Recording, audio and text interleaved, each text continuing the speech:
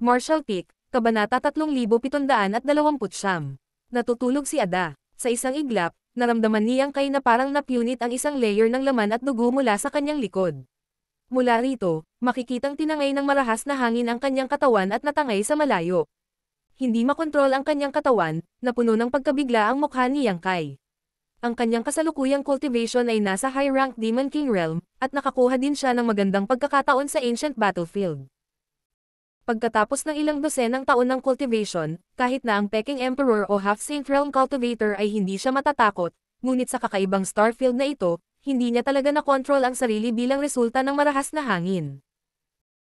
Habang umuungol ang hangin, ang hagong na tunog ay nagpatuloy na parang kulog, dahilan upang makakita si Yang Kai ng mga bituin.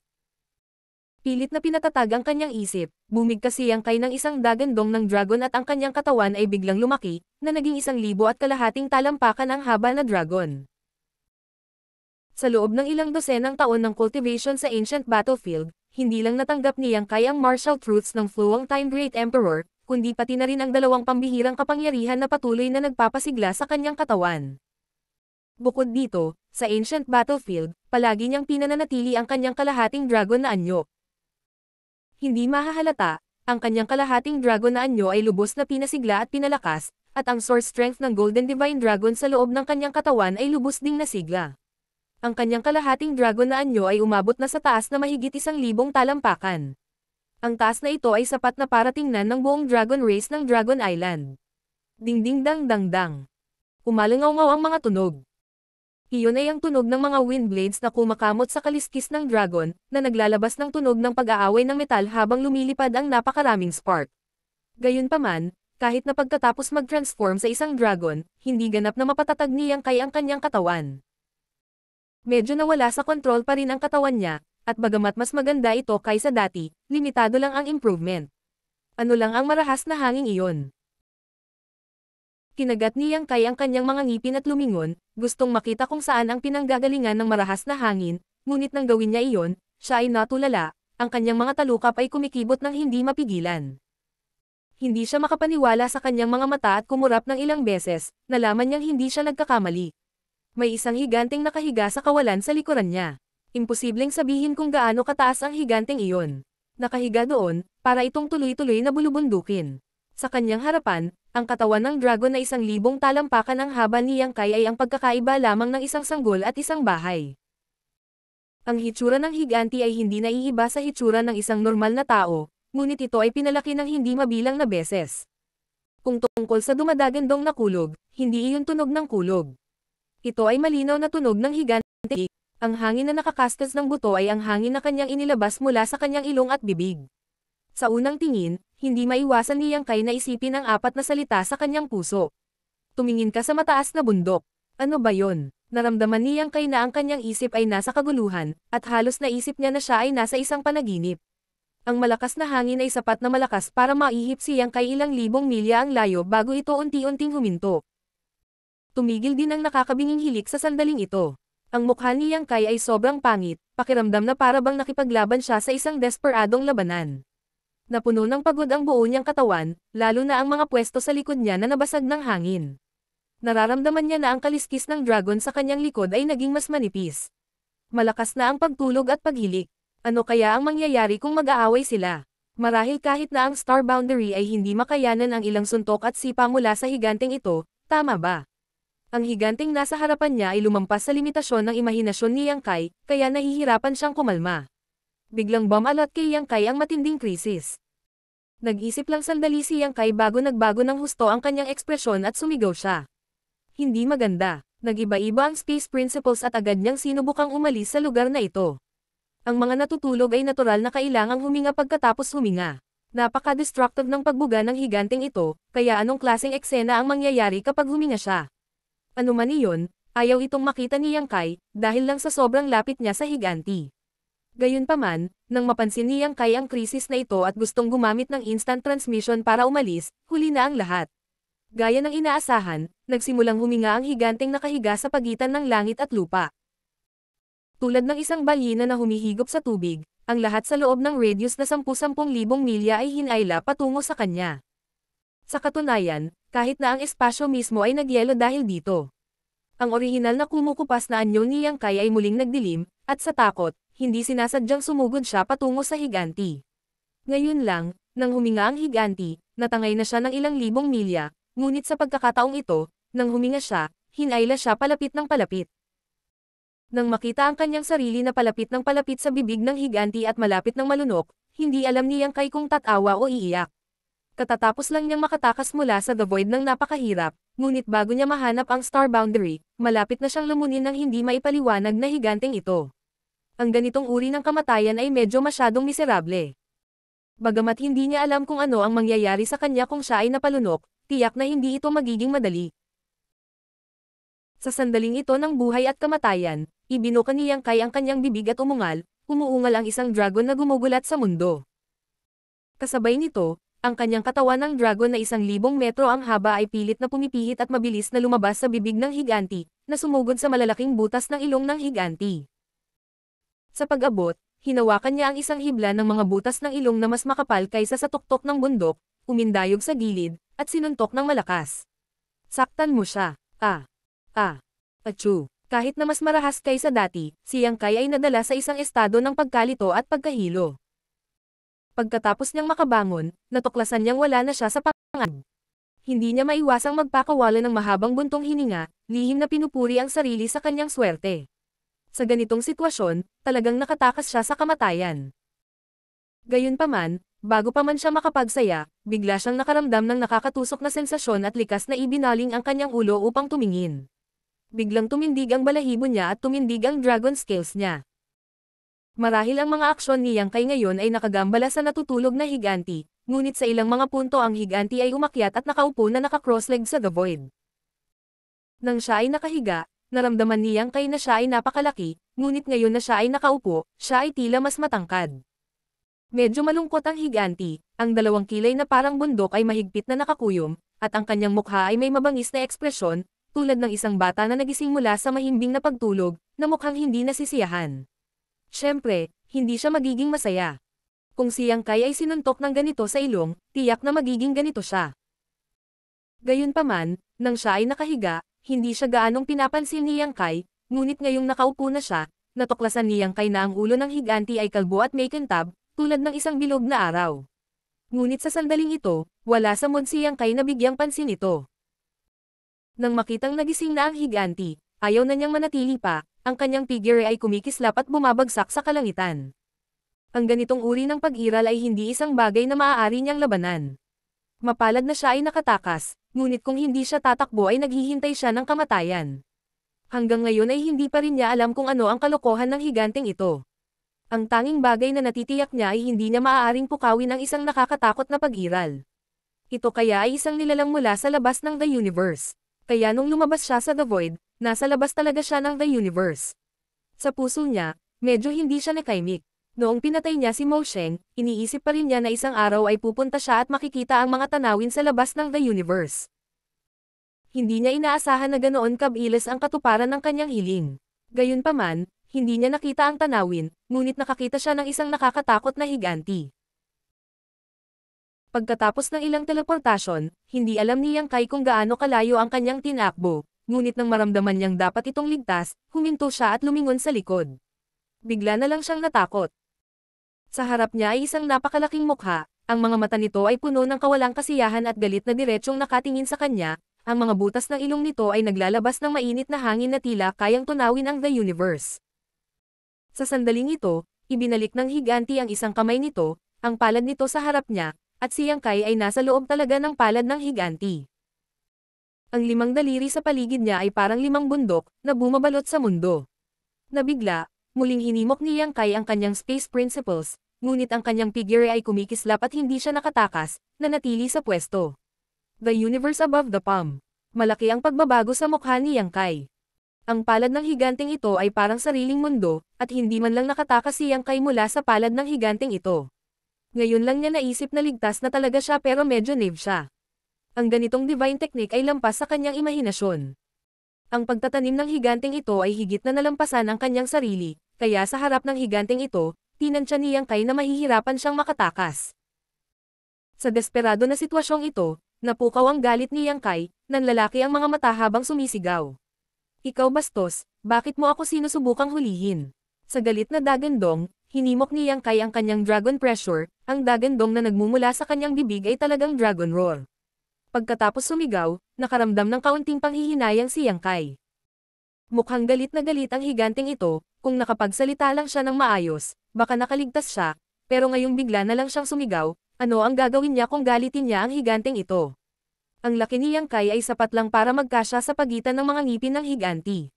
Nang siya ay hindi mapalagay, nakita niyang mas lalong nanlaki ang mga mata ng higanti.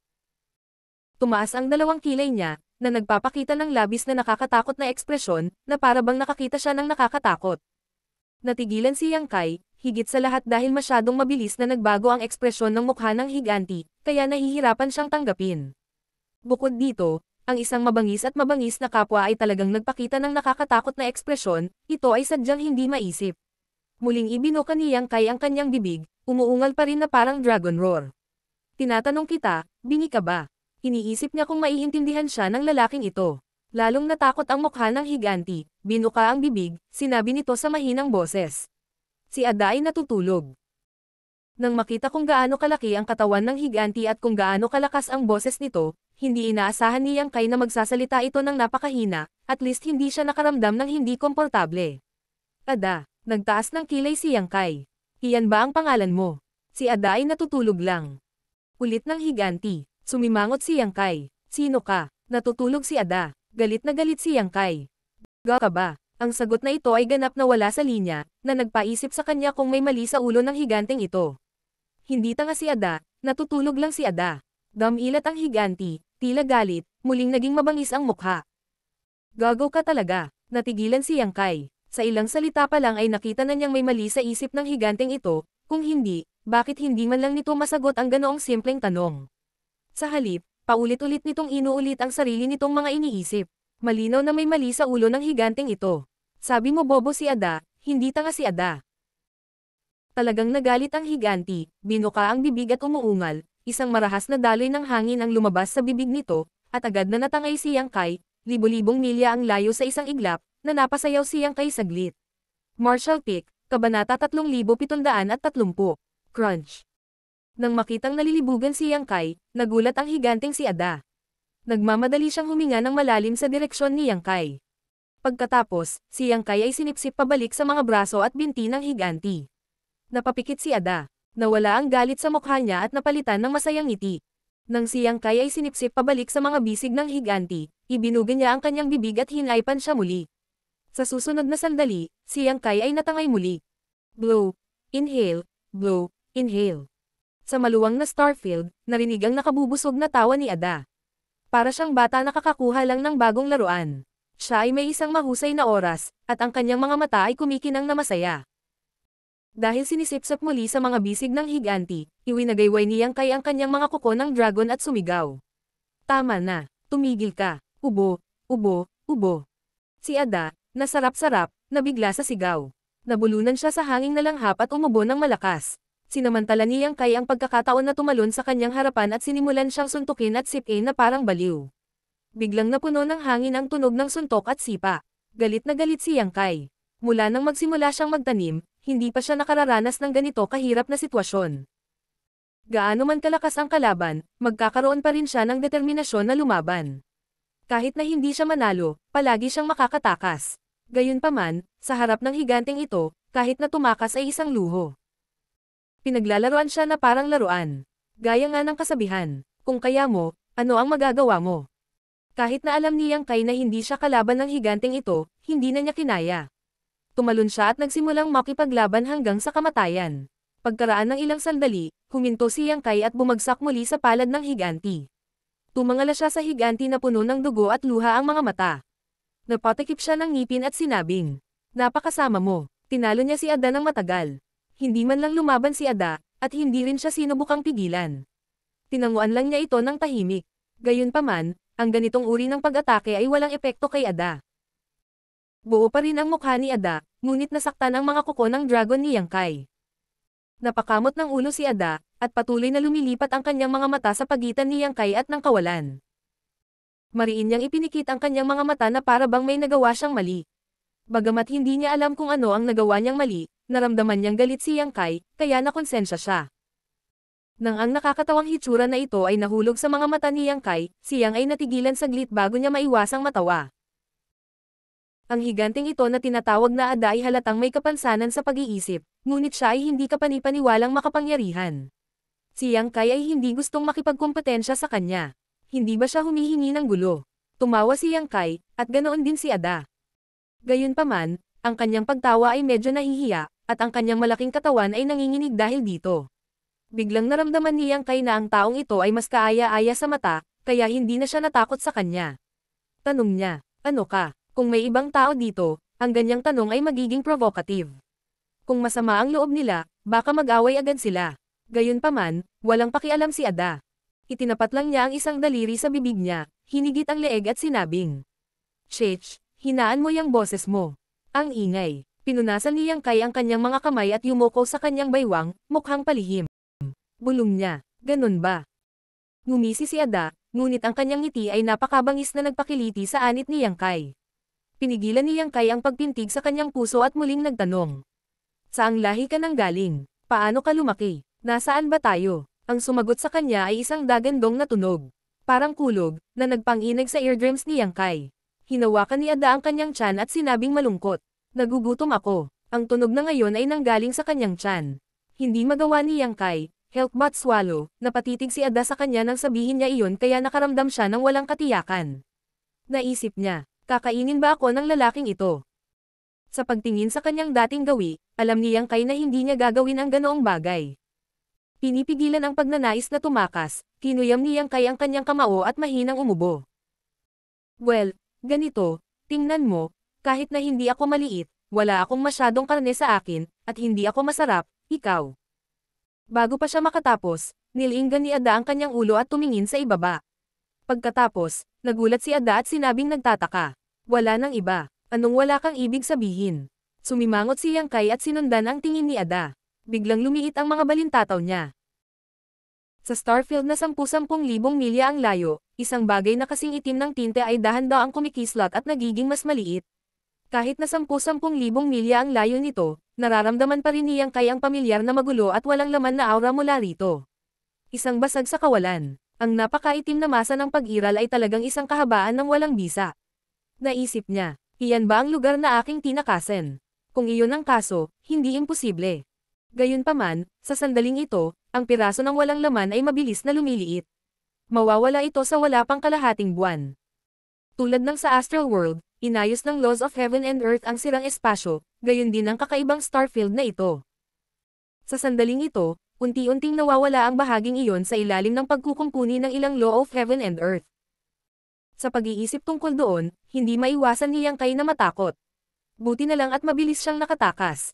Kung hindi siya nakatakas sa oras na naayos ang kawalan, tuluyan na siyang nakulong doon. Ayon sa kalkulasyong ito, ang bahaging iyon ng walang bisa ay dapat na kung saan dating Demon Territory. Hindi sigurado si Yang Kai, kaya nilinggan niya si Ada at tinanong. Ano ang nawala? Walang makakain. Ang malaking mukha ni Ada ay tila mapait, na parang maiiyak na siya. Nalito si Yang Kai. Kung ang kapirasong walang laman na iyon ay kung saan dating Demon Territory, ano kaya ang mapapakain sa higanteng ito? Ano ang gusto mong kainin? Kumunat ang noo ni Yang Kai. Piraso-piraso. Inabot ni Ada ang isang daliri na mas matangkad sa bundok at itinuro ang kapirasong walang laman. Dati maraming piraso, ngunit ngayon ay wala na. Nag-isip sandali si Yang Kai. Ang Demon Territory ay dating maraming piraso, tama. Ang ibig sabihin ba ng taong ito ay Demon Territory kapag nagsasalita siya tungkol sa pagkain? Natutulog si Ada. Gusto kong kainin ito pagkatapos mamatay. Lumingon si Ada kay Yang Kai. Nakaawang ang kanyang bibig, at ang kanyang mga mata ay malabo. Para siyang iiyak sa harap ni Yang Kai. Ngayon wala na silang lahat. Walang saysay ang sinabi niya, ngunit tumindig ang balahibo ni Yang Kai nang marinig niya ito. Iba ang masasabi niya sa sinabi niya. Kainin ito pagkatapos mamatay. Ang Demon Territory ay nasa daan na patungo sa pagkawasak. Maraming beses nang sinabi ni Yang Kai sa iba na malapit nang mamatay ang Demon Territory, kaya nakumpirma niya ang sinabi ni Ada. Ginamit ni Yang Kai ang Sealed World Bead para lumunin ang Demon Territory, kaya natural, wala nang natitira. Sino ang nakakaalam kung gaano katagal na natutulog si Ada dito, ngunit hindi niya ito napansin. Boom! Isang malakas na tunog ang umalangaw-ngaw muli. Malungkot na hinawakan ni Ada ang tiyan. Gutom na si Ada. Ha, natatakot ako sa'yo. Mabilis na naglabas si Yang Kai ng One Realm Bead mula sa Small Sealed World Bead at inihagis kay Ada. Ito ba ang kinakain mo? Sa isang banda, gusto niyang i-verify ang kanyang hula at makita kung talagang naghihintay si Ada na kainin ang Demon Territory. Sa kabilang banda, masyadong nakakatakot ang ekspresyon ng lalaking ito kapag siya ay nagugutom. Natakot si Yang Kai na baka magutom siya kaya ipasok niya ang kanyang sarili sa pagitan ng kanyang mga ngipin. Kung talagang naghihintay si Ada na kainin ang Demon Territory, hindi rin dapat maging problema ang One Realm Bead.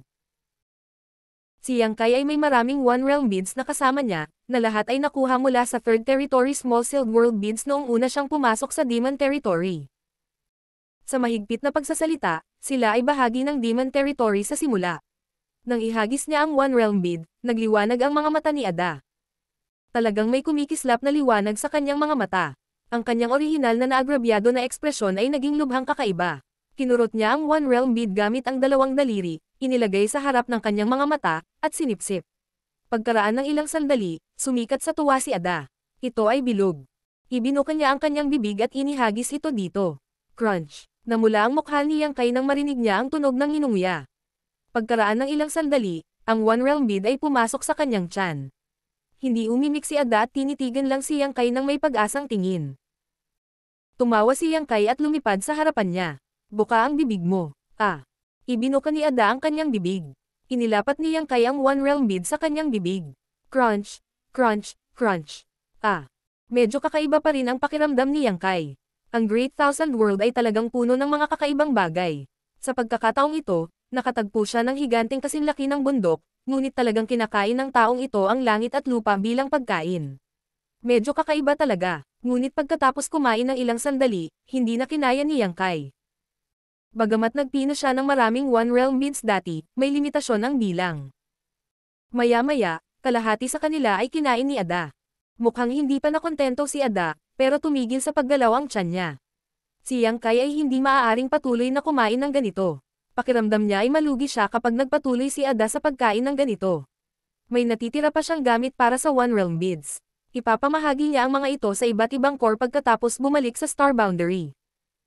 Kaya, nang ibuka ni Ada ang kanyang bibig ng malapad at nakitang matagal nang walang ginawa si Yang Kai, tumingin siya sa kanya ng may pag-asa. Binigay ni Yang Kai ang kanyang mga kamay at sinabing, "Wala na."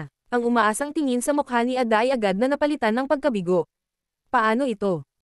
Ikinaway ni Yang Kai ang kanyang kamay at isang malaking tumpok ng mga spirit fruit ang lumitaw sa kanyang harapan. Lahat sila ay kinuha mula sa hardin ng gamot ng Small Sealed World. Mula nang ilagay ni Yang Kai ang dalawang maliit na wood spirit sa garden ng gamot, ang halamanan ng gamot ay naging maunlad. Marami pang espiritong halaman, at ang hardin ng gamot ay puno ng halimuyak ng mga bulaklak at prutas sa buong taon. Bawat isa sa mga espiritong bungang ito ay pambihira. Siguradong may inggit sa kanila ang mga ordinaryong tao. Medyo nagulat si Ada nang makita niya ito.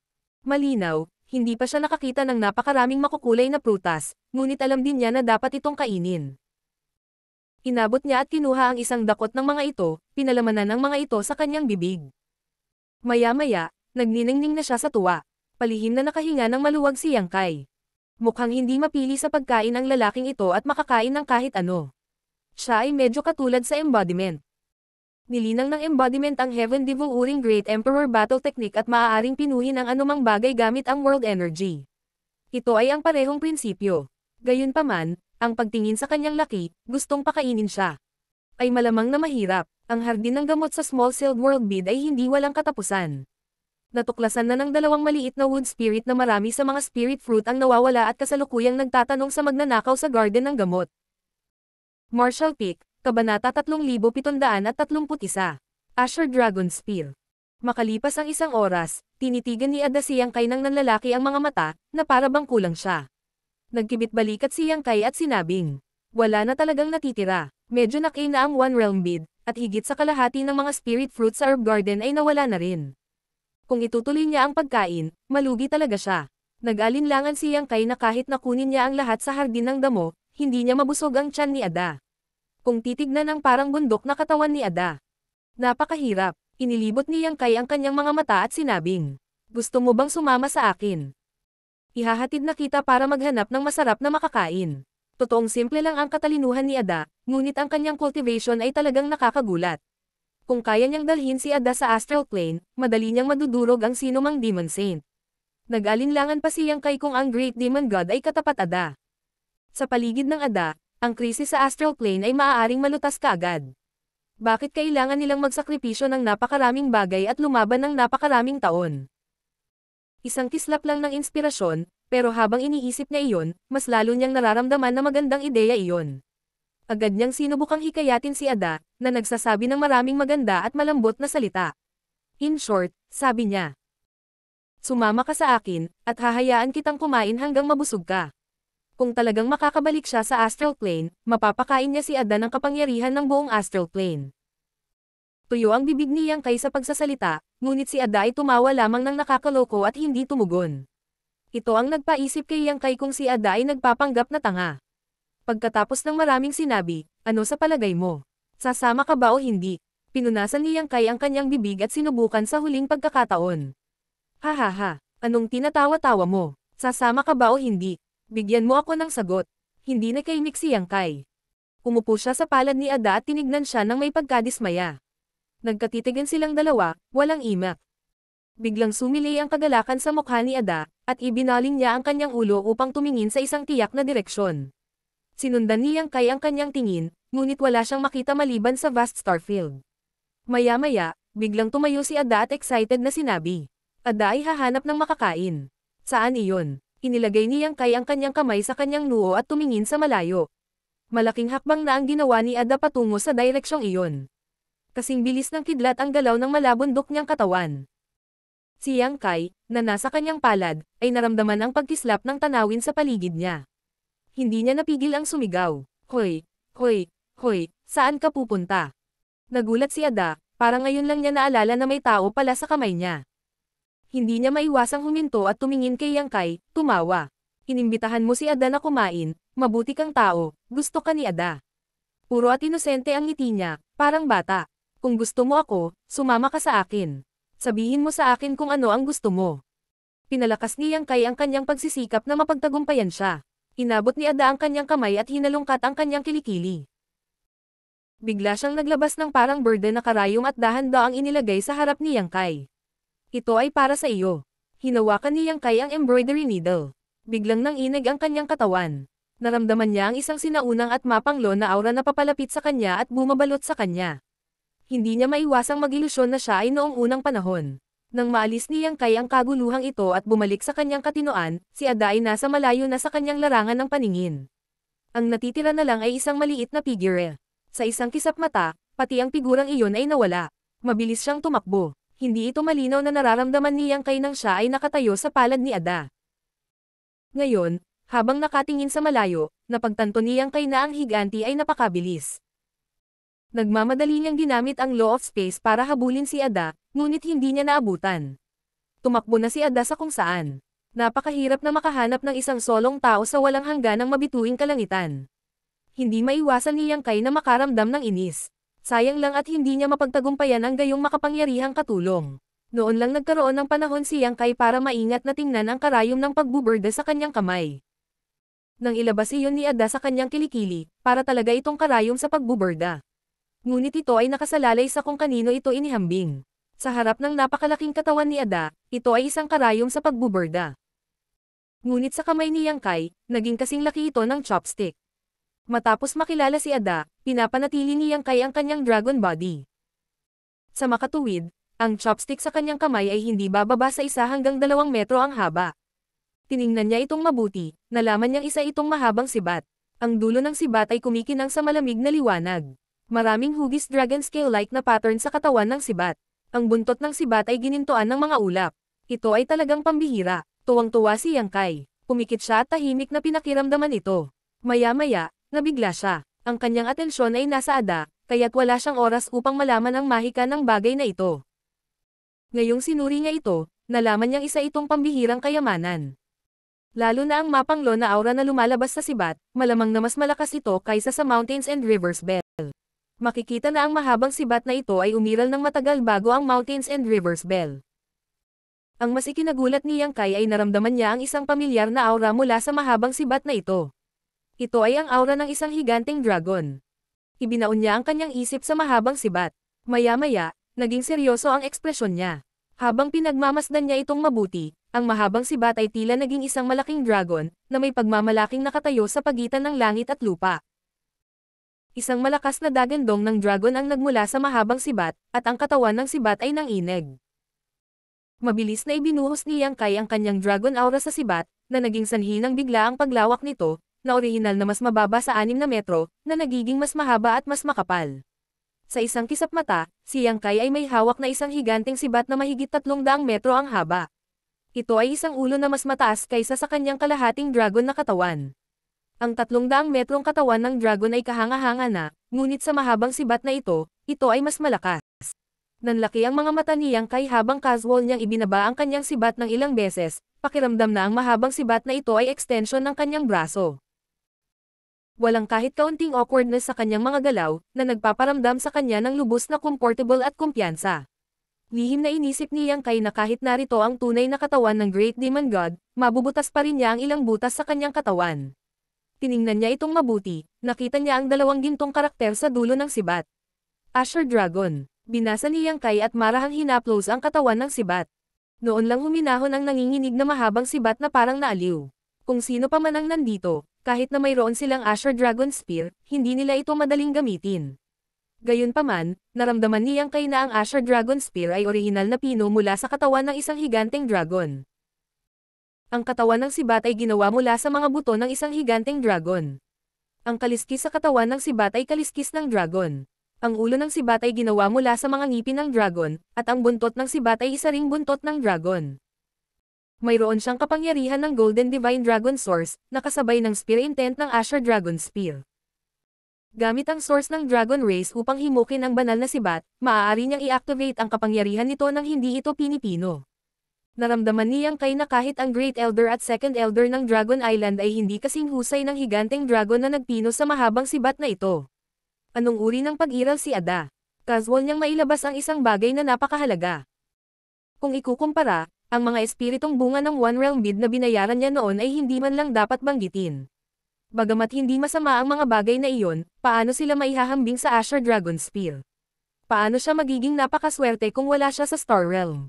Hindi napigilan ni Yang Kai na tumawa ng malakas sa langit.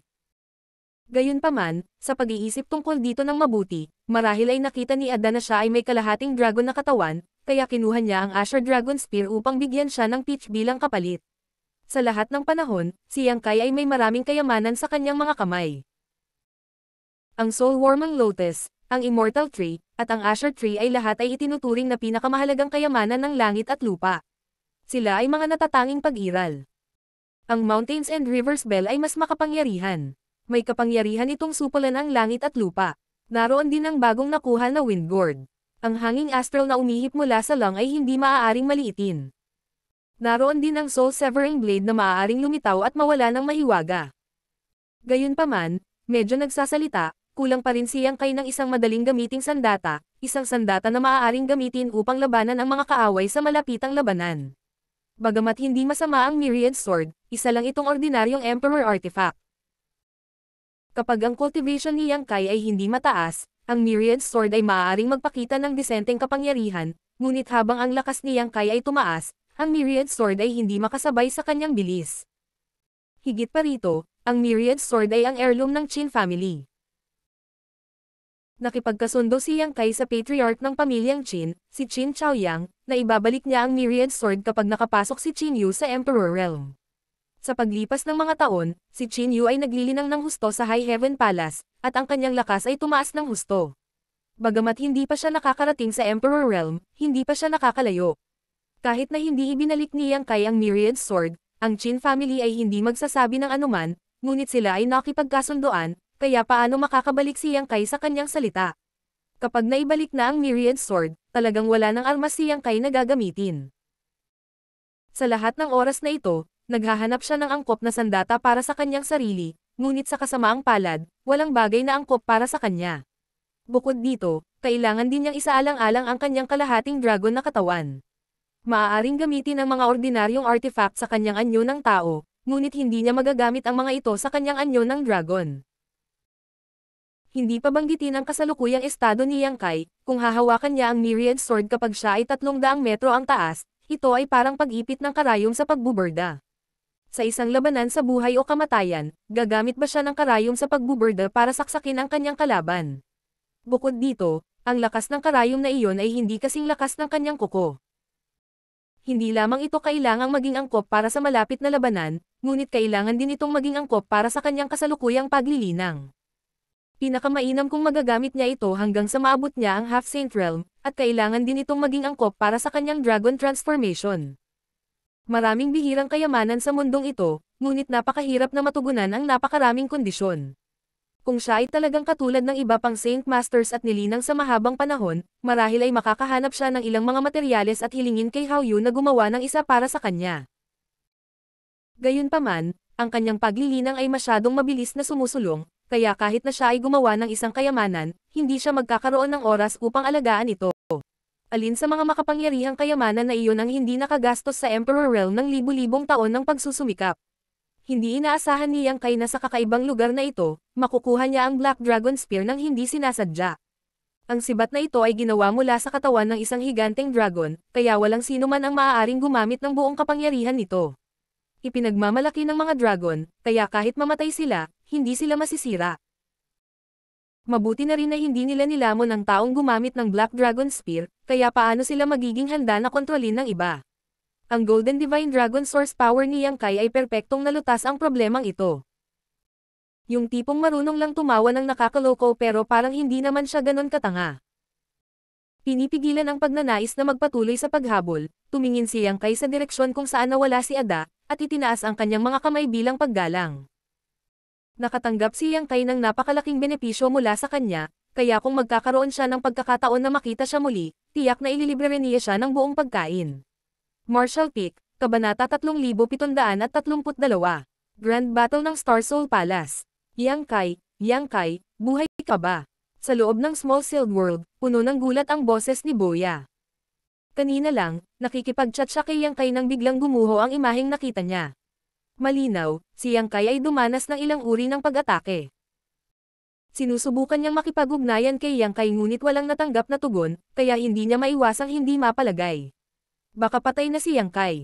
Kung si Yang Kai ay patay na, siya ay makulong sa Small Sealed World sa natitirang bahagi ng kanyang buhay. Bagamat hindi masama ngayon ang Small Sealed World, hindi pa rin ito kasing ganda ng Outside World. Hindi pa ako patay, huwag kang sumigaw. Sagot ni Yang Kai. Saway ni Boya. Bakit hindi mo ako pinapansin kung hindi ako patay? Pagkatapos ng ilang sandali ng katahimikan, nag-aalala siyang nagtanong. Ano ang nangyari ngayon? Wala. Walang tigil na sabi ni Yang Kai. Nakakilala ako ng isang napaka-interesante na lalaki. Pinuri pa nga siya bilang mabuting tao at binigyan ng kayamanan. Natigilan si Boya. Ngayon pa lang niya nasulyapan ang malawak na Starfield noon, kaya sino kaya ang posibleng makasalubong niya sa ganoong lugar? Sa kasamaang palad, hindi sinagot ni Yang Kai ang kanyang mga tanong, na naging sanhi ng pag-igting ng kanyang mga ngipin ng husto kaya halos mabali ang mga ito. Lumingon si Yang Kai at inilagay ang Blue Dragon Spear sa kanyang mga balikat, inilagay ang kanyang mga kamay sa ulo at buntot ng sibat. Mabilis na lumiit ang kanyang 1,000 metrong katawan ng dragon at nag-transform muli sa kanyang anyo ng tao. Habang nagbabago ang kanyang katawan, nagbago din ang malaking Blue Dragon Spear. Sa oras na naging matatag ang figure ni Yang Kai, ang Blue Dragon Spear ay lumiit na sa halos 2 metro ang haba. Malalaking hakbang pasulong, ang figure ni Yang Kai ay kumikislap habang tumatawid siya ng 1,000 kilometro sa isang hakbang, ang kanyang mga mata ay matatag na nakatingin sa harapan. Ang direksyon na iyon ay dapat na direksyon ng Star Boundary. Nang makatakas siya mula sa The Void, naramdaman ni Yang Kai na may misteryosong puwersang gumagabay sa kanya. Noong mga oras na iyon, wala siyang panahon para mag-imbestigang mabuti at napabuga siya ng hininga ni Ada. Ngayong naisip niya ito, ang tanging gumagabay sa kanya ay ang world energy ng Star Boundary. Pagkatapos ng lahat, mayroon pa rin siyang pagkilala sa kalooban ng mundo. Para sa kanya, ang Star Boundary ang kanyang tinubuang bayan, kanyang tahanan. Gaano man kalayo ang kanyang narating, ang mahinang nakikitang koneksyon sa Star Boundary ay hindi mapuputol.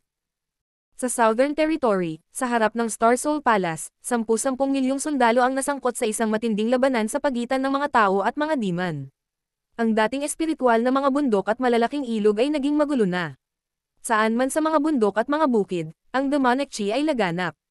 Ilang taon na ang nakalilipas, nagsimula ang ikalawang digmaan ng dalawang kaharian sa biglang pagdating ng 10 Demon Saints sa Star World. Pagkatapos, 108 na daanan sa pagitan ng dalawang kaharian ang lumitaw sa Star World. Ang paligid ng mga daanan ay naging Demon Land. Hindi mabilang na mga tao ang nahiwalay sa kanilang mga pamilya. Sa simula, ang Astral Boundary ay umaasa sa Space Array at sa One Realm Bid na pinino ni Yang Kai para gumalaw na parang hangin, pumapatay ng mga demonyo at nagpupunas ng 78 kampo ng demon. Tanging ang 10 pinakamalaking kampo ng demon na lang ang natira. Ang 10 kampo ng demon na ito ay ang mga lugar din kung saan minsan nag-away ang Demon Saint at ang Great Emperor. Ang Demon Race ay nagbigay ng malaking kahalagahan sa 10 kampo ng demon na ito. Hindi lang sila nag-deploy ng malaking bilang ng mga tropa para ipagtanggol ang kampo ng demon na ito, gumastos pa sila ng malaking halaga ng manpower at resources para magtayo ng hindi kilalang Demon Tower sa kampo ng demon na ito. Noong unang itinayo ang Demon Towers, walang nagbigay pansin sa kanila. Gayunpaman, nang magsimulang mahubog ang Demon Towers, natuklasan ng panig ng Astral Boundary ang paggamit ng kakaibang Demon Towers na ito. Ang 10 kampo ng demon at ang 10 Demon Towers ay konektado sa isa't isa. Talagang nagkaroon sila ng epekto ng isang space array. Ang hukbo ng Demon Race ay maaaring mag-shuttle pabalik-balik sa pagitan ng 10 kampo ng demon na ito ng mabilis.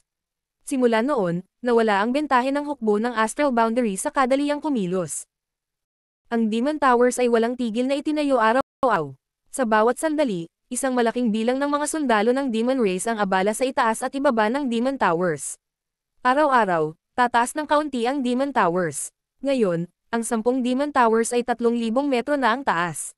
Walang nakakaalam kung paano itinayo ang Devil's Towers na ito, ngunit ang mga ito ay walang katulad na matibay. Bumalik sa Surgeon Wave City ng Northern Territory, ginamit ni Yang Xiao at Yang Zhu ang Fluang Time Temple ng 2 beses na bumagsak sa Demon Towers, ngunit pareho silang nabigo.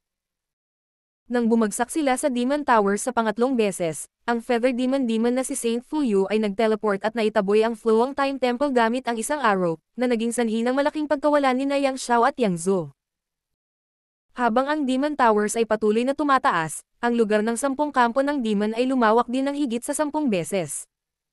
Nakatingin sa ibaba mula sa mata ng ibon, ang 10 kampo ng demon na ito ay parang 10 malignant na bukol sa Astral Boundary, umaagos na nana at nabubulok na laman, na patuloy na nagwawasak sa mga lugar na hindi nasa Syra. Ang mga tao ay hindi maiwasang maghinala na kung ang Demon Towers ay patuloy na tataas, ang buong Astral Boundary ay ganap na babagsak at magiging isang Demon Land. Marahil, ito rin ang plano ng Demon Race. Gamit ang 10 kampo ng demon at 10 Demon Towers bilang isang hadlang, bilang karagdagan sa 3 half-saint of Demon Race, ang Demon Race ay maaaring maupo at magpahinga. Sa nakalipas na ilang taon, nakakulong sila sa kanilang kampo ng demon. Ang hukbo ng Astral Boundary ay naglunsad ng ilang mga ekspedisyon, ngunit sila ay bumalik na walang dala. Bagamat marami silang napatay na miyembro ng Demon Race, marami rin silang nasawi. Sa orihinal, lahat ay umaasa kay Yang Kai, umaasa na mahahanap niya ang nawawalang Great Emperor sa Demon Territory, ngunit si Yang Kai ay nawala ng 3 taon nang walang anumang balita. Alam ng lahat na maaaring may nangyari sa Demon Race, at malamang nawala sa Demon Territory ang Great Emperor. Kung hindi, paanong hindi maibabalik ni Yang Kai ang anumang impormasyon? Sa kasalukuyan, ang Astral Boundary ay maaari lamang umasa sa 2 Great Elders ng Dragon Race para suportahan ang sitwasyon, ngunit pagkatapos ng lahat, 2 lang sila, habang ang Demon Race ay may 3 Demon Saint. Ngayon na ang magkabilang panig ay may sariling mga pamamaraan ng teleportasyon, hindi na kailangang pag-usapan ang tungkol sa mga sorpresang pag-atake. Ang maaari nilang labanan ay pasensya at determinasyon lamang, at maging ang kanilang sariling lakas. Ngayon, ang Demon Race, na naging matatag sa mahabang panahon, sa wakas ay naglunsad ng kanilang unang matinding pag-atake, at ang kanilang target ay ang Star Soul Palace. Hindi ito sinasadya ng Demon Race, ngunit ang isa sa 10 mahusay na kampo ng demon ay katabi ng Star Soul Palace. Bago ito, hindi pa sila lumawak, kaya may kaunting distansya pa rin sa pagitan nila, ngunit pagkatapos ng ilang taong pagpapalawak, narating na nila ang gilid ng Star Soul Palace. Kung ito ay isang normal na lugar, ang pagsukol dito ay ayos lang, ngunit ang Star Soul Palace ang simbolo ng Southern Territory. Noong nabubuhay pa ang Brightmoon Great Emperor, pinrotektahan nila ang Southern Territory sa loob ng maraming taon. Ngayong pumanaw na ang Brightmoon Great Emperor, paano ito mapapansin ng Astral Boundary? Sa pampublikong termino, Lahat ng ginawa ng Demon Race ay kailangang itigil, ngunit sa pribadong mga termino, ang Brightmoon Great Emperor ay namatay sa Demon Territory para sa kapakanan ng buong Astral Boundary, kaya masasabing ang Astral Boundary ay may utang sa kanila. Sa makatuwid, ang labanan na ito ay hindi maiiwasan. Ang 14 na legion na nakatalaga sa Southern Territory ay nagtipon na sa Star Soul Palace upang talakayin ang mga kontrahakbang. Ngunit ano kaya ang maiisip nila? Ang Demon Territory ay malapit ng umatake, kaya ang tanging magagawa ng lahat ay ang ipagtanggol hanggang mamatay. Isang malaking labanan ang malapit ng sumiklab. Nang lumawak ang Demon Land sa Sect Protecting Array ng Star Soul Palace, ang hukbo ng Demon Race na matagal nang inihanda ay nagmadaling lumabas mula sa kailaliman ng Demon Land. Sa unahan ng hukbo ay isang grupo ng matingkad na pula, maikli, at bilog na mga Red Demon. Ang mga Red Demon na ito ay may mababang katalinuhan at ang pinakamahinang pag-iral sa mga daang angkan sa Demon Territory. Noon pa man sila ay kanyan kumpay, at sa pagkakataong ito ay walang pagbubukod. Daan-daang libong Red Demon ang napaungol habang inilunsad nila ang isang pag-atake ng pagpapakamatay sa Sect Protecting Array ng Star Soul Palace. Bilang Overlord Sect ng Southern Territory, ang Sect Protecting Array ng Star Soul Palace ay naipon sa loob ng maraming taon, at sinakop nito ang pinakamahusay na Spirit Vein sa Southern Territory, kaya natural itong hindi pangkaraniwan. Maging ang Sect Protecting Array ng High Heaven Palace ay mas mababa kumpara dito. Ngunit sa ilalim ng patuloy na pagsira sa sarili ng daan-daang libong Red Demon, ang Sect Protecting Array ay makakatagal lamang ng wala pang isang araw bago gumuho. Kaagad pagkatapos ng Red Demon, isang malaking bilang ng hukbo ng Demon Race ang sumugod at inatake ang Sect Protecting Array. Natural, ang Star World Army sa Star Soul Palace ay hindi uupo at manood. Gamit ang kanilang mga artifact at secret techniques, inatake nila ang Demon Race hanggang sa sila ay nasa isang ganap na gulo. Habang dumarami ang mga nasawi sa Demon Race, ang demonic chi sa pagitan ng langit at lupa ay naging mas matindi. Ang itim na aura ay tila may sariling buhay habang dahan-dahan itong umakyat sa Sect Protecting Array ng Star Soul Palace. Ang orihinal na makulay na malasalamin na Sect Protecting Array ay unti-unting kinulayan ng itim, na nagdulot ng hindi magandang pakiramdam. Pagkaraan ng 3 araw, nang ang liwanag na kurtina ng Sect Protecting Array ay ganap na naging itim, bumagsak ito ng may malakas na putok. Ang hukbo ng Demon Race ay sumulong na parang isang grupo ng mga lobo at tigre, na tumuntong sa purong lupain na sumasagisag sa tuktok ng martial arts sa Southern Territory. Siyempre, hindi lang ito ang Sect Protecting Array sa Star Soul Palace. Sa ilalim ng kontrol ng maraming elder ng Star Soul Palace at ng kasalukuyang Palace Master na si Lanzon, ang Sect Protecting Array sa lahat ng peaks ay na-activate at pinutol ang Demon Race Army. Ang Star World Army, na naging handa para sa labanan, ay agad na nakibahagi sa isang madugong labanan sa kaaway. Sa isang iglap, umagos ang mga ilog ng dugo sa Star Soul Palace, at nakatambak ang mga bundok ng mga bangkay. Ang demonic chi ng namatay na Demon Race ay tumakas mula sa kanilang mga katawan at tumagos sa lahat ng bagay sa kanilang paligid, na nadungisan ang lupa ng demonic chi. Kung ito ay isang simpleng labanan lamang sa pagitan ng dalawang hukbo, ang Star World Army ay maaaring hindi palaging magiging kanilang kalaban. Bagamat malakas ang hukbo ng Demon Race, ang Star World ay mayroon ding 14 na legion na natipon dito, at mayroong kasing dami ng 15 half-saint ang Peking Emperor. Masasabing ibinuhos nila ang lahat ng lakas ng buong Southern Territory sa labanang ito. Ngunit sa patuloy na pagpapalawak ng Demon Land, ang defensive line ng Star World Army ay lumiit din ng hakbang-hakbang, na unti-unting nagpapakita ng mga palatandaan ng pagkahapo. Ang kababalaghang ito ay hindi halata noong una, ngunit sa paglipas ng panahon, ang agwat sa pagitan ng dalawang panig ay lumaki at lumaki. Lalo na pagkatapos ng mga epekto ng Bloodthirst technique ay sumiklab, ang lakas ng pakikipaglaban ng Star World Army ay nabawasan ng husto. Sa kabilang banda, ang hukbo ng Demon Race ay tila may tulong ng mga Diyos sa Demon Land. Ang sitwasyon ng labanan ay lubhang hindi kanais-nais para sa Star World Army. Sa ancient battlefield, 3 batang babae ang magkatabi na may maputlang mukha. Nakaharap nila ang isang powerhouse sa antas ng Demon Saint. Isa sa kanila ay si Lanzon. Sa orihinal, isa lamang siyang Second Order Emperor Realm Master. Kahit na siya ay anak ni Brightmoon at may espesyal na pangangatawan, imposibleng mabuhay siya sa harap ng isang half-saint. Ngunit noong nakaraang pagkakataon, kinuha niya ang panganib na pinuhin ang Universe Tower, at sa tulong ng ancient exotic treasure na ito, nakapasok siya sa Third Order Emperor Realm sa isang iglap. Bagamat siya ay mas mababa pa sa isang half-saint, kahit papaano ay may kapangyarihan siyang lumaban. Bukod dito, ang kapangyarihan ng Universe Tower ay pambihira, at kahit ang Half-Saint ay natatakot dito. Sa tulong na lang ng iba ay nakahawak siya hanggang ngayon. Ngunit ngayon, isa na rin siyang palaso sa dulo ng paglipad nito. Kahit na mayroon siyang ancient rare treasure sa kanyang mga kamay, ang agwat ng lakas sa pagitan nilang dalawa ay hindi isang bagay na madaling sarado. Hindi niya maiwasang makaramdam ng pait. Noong una, hinanggad niyang buhayin ang kapangyarihan ng Star Soul Palace at ipagpatuloy ang namamatay na hangarin ng kanyang ama na protektahan ang Southern Territory habang nabubuhay pa siya.